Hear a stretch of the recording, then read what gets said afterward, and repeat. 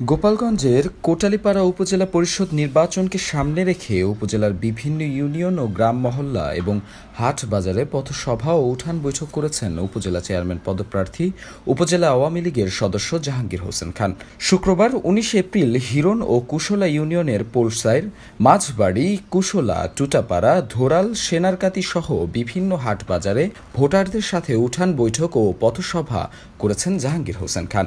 এ সময় কোটালীপাড়া পৌরসভার সাবেক মেয়র ও উপজেলা আওয়ামী লীগের যুগ্ম সাধারণ সম্পাদক হাজী কামাল হোসেন শেখ, জেলা পরিষদ সদস্য কামরুল ইসলাম বাদল, সাংগঠনিক সম্পাদক রুহুল আমিন খান, উপজেলা আওয়ামী লীগের সদস্য S M. Israfil, Hiron UP chairman Mazharul Islam Panna, উপজেলা যুবলীগের সভাপতি ফজলুর রহমান দীপু, সাধারণ সম্পাদক বাবুল হাজরা, স্বেচ্ছাসেবক লীগ সভাপতি খায়রুল রাজ্জাক খসরু, ভিপি কাইয়ুম শেখ সহ এলাকার গণ্যমান্য ব্যক্তিবর্গ উপস্থিত ছিলেন।